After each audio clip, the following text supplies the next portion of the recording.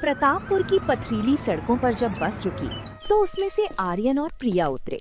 उनके पास सामान के नाम पर 2 पुराने सूटकेस और आंखों में सुनहरे भविष्य के सपने थे। आर्यन ने गांव की ओर देखा, जहां गरीबी और धूल तो थी, पर सुकून की तलाश भी थी। दोनों ने गांव के किनारे एक बहुत ही पुराना मिट्टी का कमरा किराए पर लिया। तभी आर्यन प्रिया से कहता है, प्रिया, मैं जानता हूँ ये जगह थोड़ी पुरानी है, पर हम इसे मेहनत से सजा लेंगे। बस एक बार मुझे कोई काम मिल जाए। काम तो मिल ही जाएगा, आप बस हिम्मत मत हारिएगा। आप सामान रखिए, मैं चूल्हा जलाकर देखती हूँ। जेब लगभग खाली है प्रिया, मैं तुरंत बाजार जाकर काम ढूंढता हूँ। कुछ ना कुछ तो मिल ही जाएगा। आर्यन भारी मन से बाजार की ओर निकल पड़ा। वो हर दुकान पर गया, हर दरवाजे को खटखटाया, लेकिन बाहरी होने के कारण किसी ने उसे काम नहीं दिया। भटकते भटकते आर्यन की नजर गांव की सबसे बड़े चिकन बिरयानी के ठेले पर पड़ी। वहां बोर्ड लगा था, गजाधर सेठ की मशहूर बिरयानी। गर्मा गर्म मसालों की खुशबू पूरी बाजार में फैली हुई थी। तभी आर्यन उसके पास जाता है और कहता है, नमस्ते सेठ जी, क्या आपके पास कोई छोटा मोटा काम मिल सकता है? मुझे काम की बहुत जरूरत है और मैं बहुत मेहनती भी हूँ। काम? यहाँ काम सिर्फ उसे मिलता है जो कोई भी काम करने में हिचकिचाए ना। पीछे गोदाम में 50-50 किलो की चावल की बोरियां हैं, उन्हें दुकान तक लाना होगा और पत्थर की ओखली में गरम मसाले कूटने होंगे। दिन के 100 रुपए दूंगा, करेगा? जी सेठ जी, बिल्कुल करूँगा। तो लग जा काम पर। आर्यन का काम शुरू हुआ। वो तपती दोपहर में भारी बोरियां अपनी पीठ पर लाद कर लाता। उसके शरीर से पसीना बहता, पर वो रुकता नहीं।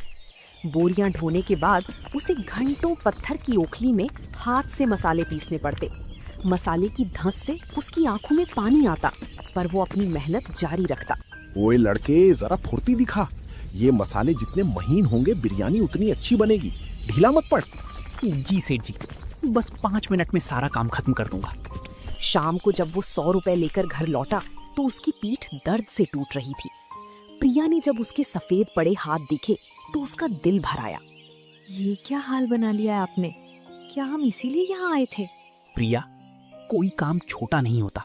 बस कुछ दिनों की बात है, फिर हम अपना रास्ता खुद बनाएंगे। मसाले पीसते पीसते आर्यन को मसालों की सही मात्रा और उनकी खुशबू की समझ होने लगी। ऐसे ही 1 हफ्ता बीत चुका था। तभी एक दोपहर गजाधर सेठ को किसी काम से तहसील जाना पड़ा। उसने पूरे ठेले की जिम्मेदारी आर्यन पर छोड़ दी। भीड़ बहुत थी। आर्यन ने बड़ी फुर्ती से लोगों को बिरयानी परोसना शुरू किया।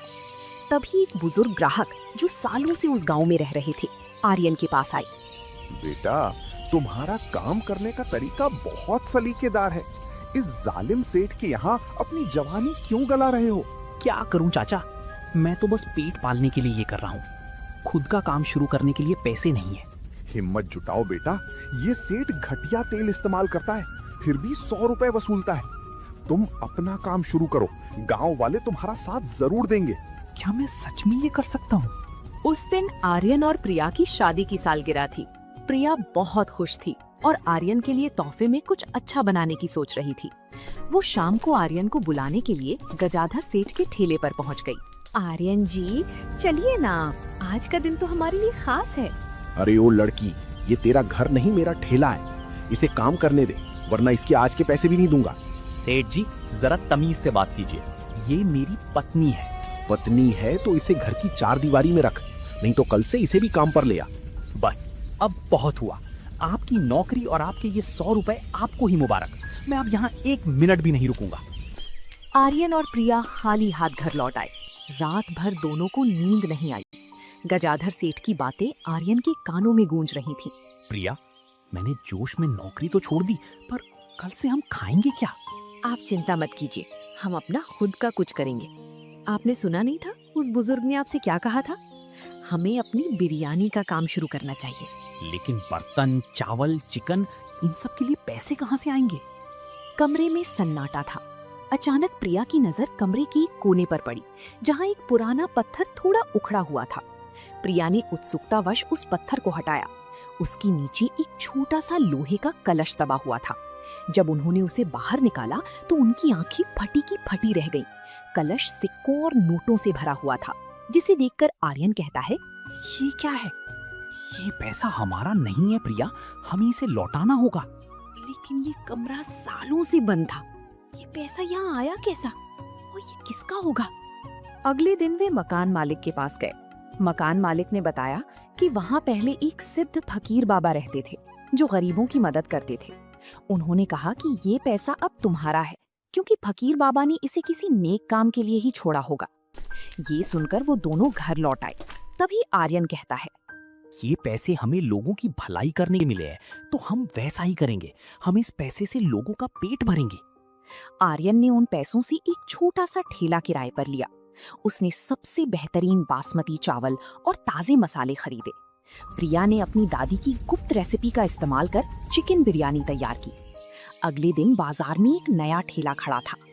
आइए भाइयों, ताजी और लजीज चिकन बिरयानी सिर्फ 10 रुपए प्लेट। आइए, केवल 10 रुपए में गर्मा गर्म चिकन बिरयानी खाइए। क्या 10 रुपए? भाई मजाक तो नहीं कर रहे? चख कर देखिए बाबूजी, पसंद ना आए तो 10 रुपए भी मत दीजिएगा। देखते ही देखते लोग जमा होने लगे। जो भी एक चम्मच खाता वो तारीफ करते नहीं थकता। गजाधर सेठ दूर से ये सब चलते हुए देख रहा था। आर्यन का ठेला लगने के कारण गजाधर सेठ का धंधा मंदा पड़ने लगा। उसके ठेले पर मक्खियां भिनभिना रही थीं, जबकि आर्यन की यहाँ लंबी लाइन लगी थी। ये कल का आया छोकरा एक प्लेट चिकन बिरयानी 10 रुपए में कैसे बेच रहा है? जरूर इसमें कोई मिलावट की है या फिर ये सड़ा हुआ चिकन लोगों को खिला रहा है। मैं आज ही इसका पता लगाऊंगा। ये ज्यादा दिन यहाँ टिक नहीं पाएगा। गजाधर सेठ ने तय किया कि वो आर्यन के घर जाकर देखेगा कि बिरयानी कैसे बनती है। रात के 2 बज रहे थे। वो दबे पांव आर्यन के घर की खिड़की तक पहुंचा। उसने देखा कि आर्यन की रसोई में चूल्हा जल रहा था और आर्यन और प्रिया बातें कर रहे थे। प्रिया, आज मसाले थोड़े ज्यादा भूनना, खुशबू दूर तक जानी चाहिए। जी, और चावल को हम रात भर भाप में धीमी आंच पर रखेंगे, इसी से स्वाद निखरता है। ये सुनकर सेठ खुद से कहता है, सिर्फ मेहनत नहीं, कुछ तो राज है। ये लोग किसी खास पोटली से मसाले डाल रहे, मुझे वो पोटली चाहिए। अगले दिन एक ग्राहक ने खाते खाते आर्यन से पूछ ही लिया, आर्यन भाई, सच बताओ, 10 रुपए में तो लागत भी नहीं निकलती होगी। तुम अपना घर कैसे चलाते हो? भाई साहब, मुनाफा कमाना मेरा मकसद नहीं है। मुझे बस इतना चाहिए कि गांव का कोई भी इंसान भूखा ना सोए। आर्यन भाई, तुम्हारी नीयत साफ है, इसीलिए तुम्हारे काम में बरकत है।